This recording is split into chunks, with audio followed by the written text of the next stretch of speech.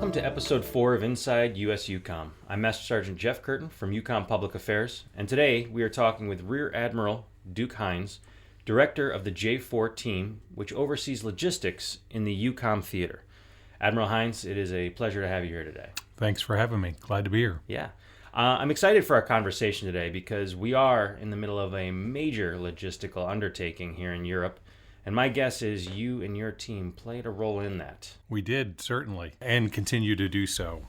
I was down in Albania last week with General Walters, General Harrigan, and General Cavoli to participate in the Distinguished Visitor Day at the port of Durrës, where we rolled out the joint logistics over the shore exercise, moving about 1,000 pieces of Army gear from the USNS Bob Hope to the port for forward onward movement, as well as exercise wet lots, which is moving fuel or water from the sea to the shore for forward onward movement. So a pretty big deal to get the commander down there and participate in a logistics exercise. Yeah, that is a really exciting opportunity to have him there. And from what I understand, that was the first time that's been done since World War II in Europe, correct? That's correct, yep. Yeah. So big deal. Yeah, absolutely. There's a lot of things that have changed since World War II, I'm sure, so you couldn't necessarily take the old plan and just apply it to today. There was a lot of changes, I'm sure, that you had to do to figure Well, certainly, that out. and the equipment's much different, obviously, but Yeah. I would say that the logistics pieces are the same, right? It's movement from a large cargo ship to vessels, LSVs in this case, that then carriage the equipment to shore for forward movement. So the concept's the same. The execution's a little more advanced. Yeah, absolutely. I'm excited to get a little bit more into that. So let's start with how the logistics team ties into the headquarters mission here in Europe. So what is your and your team's role for EUCOM? Yeah, so, the J4, Director of Logistics, is responsible for synchronizing logistics and engineering functions across the theater with the other directors. So, right, arm in arm with the J3, the operations director, whose responsibility is to execute and oversee theater operations, of which logistics play an important role in enabling us to set the theater. We go hand in hand with the other directorates, whether it's the operations piece, whether it's J9 and the work they do on the humanitarian home front, and they've played a big role in COVID, as you're well aware. J5 and the plans and operations. 7 and the exercises, which is tremendous, right? So the ability to leverage logistics in an exercise and let that play out is crucial. So we certainly participate across the entire staff, arm in arm. Yeah, on the previous episode, we talked with Mr. Engelke from the J7, the exercises division, and he had explained how all the teams work together really well, and how the exercises portion communicates with the other sections in order to get their particular part of the mission done. So with that being said, why does the logistics team coordinate with all the other sections within the headquarters? So how important are those relationships to the success of what you and your team do?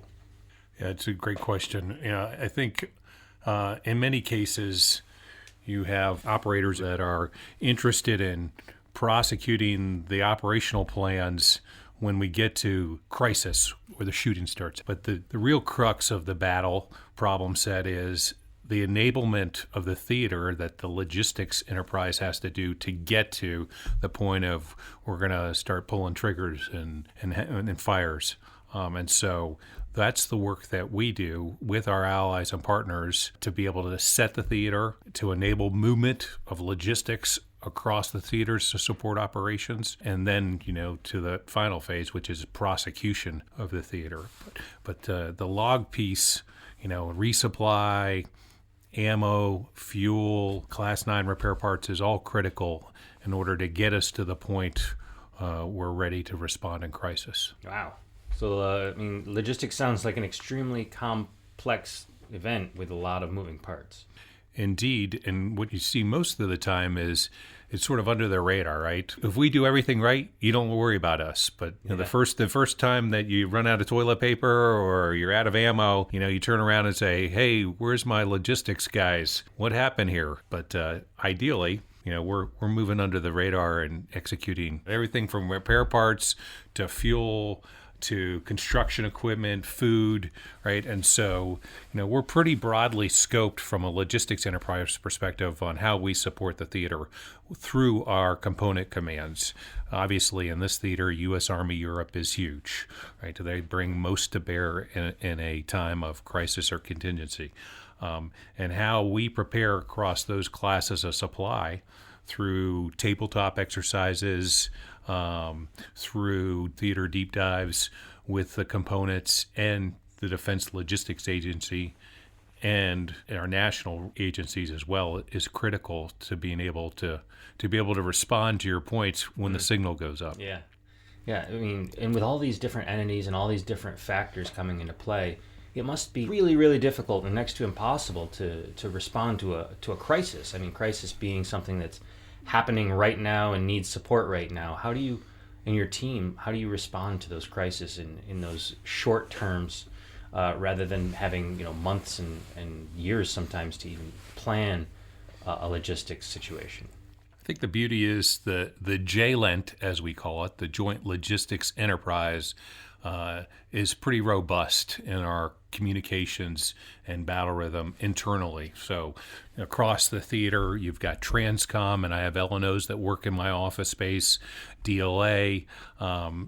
We regularly battle rhythm with the components, so the U.S. Army G4, USAFE, A4, Navier N4, MAR4Com, and SOCOM 4s as well. And so that battle rhythm's critical. Not only are we kind of keeping abreast of current ops, but the ability to respond when potential crisis or contingency happens. We've got those touch points, and we've made the network of relationships to be able to then respond accordingly. And then, of course, obviously, the work that we do with SHAPE and my counterparts in the Strategic Enablement Directorate and their role with NATO is critical as well. Yeah. I mean, obviously, being here in Europe, there's the extra factor when not in the U.S. You get the extra factor that you've got all these countries that you're moving stuff and supplies and things and vehicles through. How can you go about, or how does your team go about trying to figure out all the different laws and regulations and being able to move freely throughout the theater as quickly as possible in crisis when you're dealing with all those different entities, those sovereign nations? Yeah, that's a great question. So, right, 30 NATO nations, and so we are, absolutely critical to work with our partners in the J5 to establish agreements ahead of time here now currently when we're not in crisis that enable us to execute access, basing, and overflight across the theater. Many of those are bilateral relationships or agreements we have with the U.S. and Germany, the U.S. and Poland, that would now enable us to flow forces, food, equipment as required to support whether it's COVID or a crisis. And so those relationships are really important, and the Fives work and helping us leverage that is absolutely critical. Yeah. So, I mean, you mentioned the 30 NATO nations that are all working together here, but NATO's been around for a long, long time. So, I mean, you've been doing this particular job here with logistics for quite some time, over 30 years now. How would you say things have changed over the course of your time in the service, and how do you react differently now today than you did 30 years ago? Well, so I joined the Navy in 1989, right? And 1990 was Desert Storm. Sure. And for those that remember Desert Storm, or having as much gray hair as I do to remember Desert Storm, remember we moved, almost 1 million troops and mountains. We called it the Iron Mountain, if you will, to Kuwait in order to be able to respond to Iraq. And so today, as we look as logisticians about setting our theater, We respond to what General Walters' challenges is to fight with what we have in the theater today. So it's important for us as logisticians to enable the theater with preposition war reserve material, or PPWRM. So that's the APS equipment set to support an Army division that's here already located in Germany. It's the Marine equipment up in the caves in Norway, McPippen. The Air Force's deployable air-based systems that we're working on setting here in theater. And so when it's time to respond in crisis, we're already enabled in the theater, vice having to move large, vast quantities of equipment and material from the mainland, from the United States, to theater. Yeah, so I guess there's a lot of stuff that's probably already set up in location. So that means that you're doing a lot of proactive work. How much of the logistics portion of things is considered proactive versus reactive? Well, hopefully most of it, right? Because as I mentioned previously, we want to be under the radar here, right? And when it's time to respond, the logistics piece is set and good to go. So the work that we do through preposition war material, the work that we do through the European Defense Initiative that Congress funds us to enable, whether we're building warehouses or funding road improvements in the theater here, to support the logistics piece is critical. And so, that's what we continue to strive to get after from a logistics directorate perspective. Yeah. Then, so speed and posture plays a big role in the logistics realm and everything that you're doing with that mission. How would you say that speed and posture plays a role in what it is that y'all are trying to accomplish on a regular basis, on a daily basis? Yeah, it's critical. And the challenge for us as logisticians, when you look at a map, what NATO looks like today versus what it looked like 30 years ago, 40 years ago is significantly different, right? And so our pipeline, our road infrastructure, is essentially through Germany and West, France, the UK, right? As NATO has broadened and brought what were Soviet countries now into the alliance, the infrastructure there is not quite as advanced, if you will, as what we have in Western Europe. And so that continues our challenge, which is how do you move through railheads, across highways in Eastern Europe now, with countries that were previously post-Soviet. And so Poland, the Baltics, Ukraine, etc., are challenges for us to continue to enable logistics in that part of our European theater. Yeah, and obviously there's the elephant in the room that I end up bringing up on every episode that we're all dealing with right now, which is the COVID pandemic that we're still working through, and it still plays a big role in how we conduct business. So how would you say that hurdle or that effect is working with your J4 Directorate, the Logistics Directorate? How is it affecting the mission, and how has it affected your ability to operate within the theater? Yeah, I think, first of all, to take the commander's guidance, which is not to make COVID a security crisis, right? Both from a EUCOM perspective and from a theater perspective with our allies and partners. And so, what I've been very proud of since I've been here over a year, just coming up on a year now, is that, essentially since last July, so 4 months into the COVID pandemic, we have been back essentially to fully operational as a combatant command. In the 4 Directorate, we've been back at 100% manning in the office and executing day in and day out, 7 days a week, 24/7. And so our ability to manage it through, hypervigilance, cleaning, and personal protective equipment has kept the numbers fairly low, significantly low from a command perspective, and also enabled us to work with our partners and allies to reduce or temper the spread across the theater. Some challenges in some countries, Poland, as we see across the globe. India's having a real challenge now. But from a EUCOM perspective, and with our components, USEUR, USAFE, MAR4, the numbers have been really, really low, and the team has done a great job across the board of managing this and not making it a security crisis. Yeah, I know that was a big focus when over a year ago when we started incorporating that into our plans and the way that we did things, is making sure that it didn't become a security crisis. So it's fantastic to see a year later that we're right on par with what we kind of where we wanted to be on that. So obviously taking that into consideration, we have this huge exercise going on. You mentioned earlier we did the J-Lots out in Albania. Defender Europe. How does logistics roll into Defender Europe, and maybe you can give a little more perspective on what that exercise really is and how it affects the region. Yeah, the Defender series that we execute every year with USEUCOM as the lead, is an opportunity for us to showcase not only our capability but the alliance's capability to protect and defend the alliance. And so last year, unfortunately, due to COVID, we had a significantly scoped down event.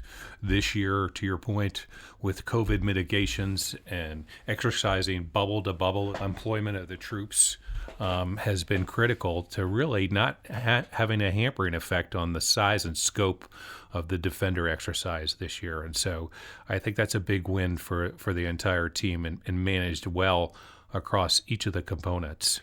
As you see in the news, right, this week was a bunch of Army paratroopers jumping into Estonia and Albania and the Ukraine. So that's pretty cool, and it's a great show of force and capability that we bring and the alliance brings to bear. Yeah, and so with it being obviously something that's happening in the entire world with COVID, why would we take the risk? Why not do what we did last year, where we had a toned down version of Defender? Why go back to doing the full scale exercise at all?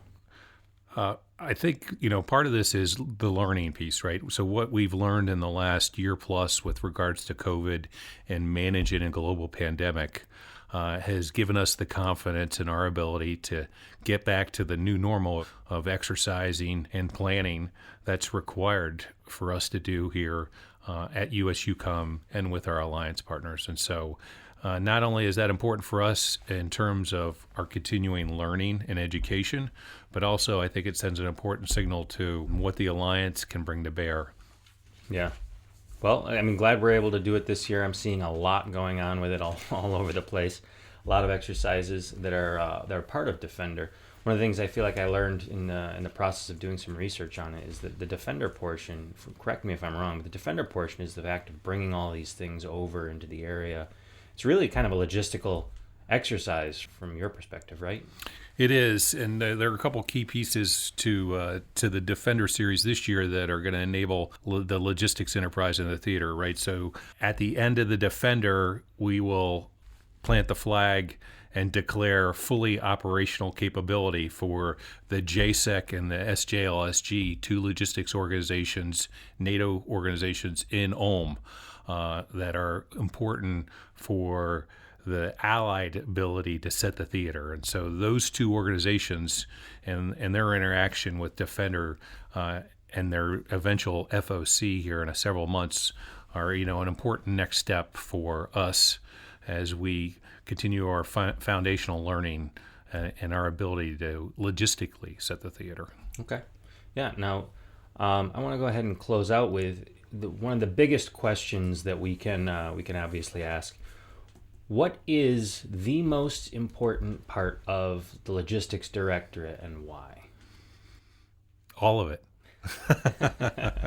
As I mentioned before, if we're executing, then the rest of the team doesn't worry about logistics. And so I think, our ability both to enable the theater to allow operations and exercises happen without any bumps in the road, running out of toilet paper, as I mentioned, those type of things, I think are the most important thing. And so, as a 30-year career logistician, I often say, I can count on one hand the number of times that someone's told me how great a meal they had, but I can't tell you how many times I've been been talked to because the beans were cold or the hamburger was overcooked. So our goal is to execute under the radar scope and continue to foundationally support the theater. Yeah, well, I've certainly, in just this little bit of time that we've had together, I've developed a new liking for the logistics crew and really appreciate everything that y'all do for the team and for the headquarters and for all of us that are putting on exercise, for everybody that's involved with those. There's a new appreciation there, of course, knowing what goes on behind the scenes. There's a lot that goes to it. So, but thank you for talking with us today. Thank you for the opportunity to highlight the EUCOM J4 team and the entire joint logistics enterprise in the European theater. And we play a crucial role, as you're well aware. And so the opportunity to highlight ourselves, talk a little bit about what we do, I think is always important. And as I mentioned earlier, the opportunity for 3 of the 4 stars in theater to go watch a logistics exercise in Albania last week was huge. And I had the opportunity to ride back on the plane with General Cavoli, and I told him, I said, it's one thing for Duke Heinz to walk down and slap a couple soldiers and sailors on the back. I'm the head logistician. I'm expected. But when the 4-star U.S. Army Europe gives a coin out and tells logisticians, you guys are doing great work, that's a big deal. And so this opportunity here this morning with you to highlight logistics in the European theater is helpful as well. So I appreciate the opportunity. Yes, sir. Absolutely. Thank you to you and your team, not just at headquarters, but at all the components and everyone in logistics that you've been working with and working behind to get all that mission done. So this has been Inside USEUCOM. I'm Master Sergeant Jeff Curtin from EUCOM Public Affairs, and I was speaking today with Rear Admiral Duke Heinz, the director of the J4 team.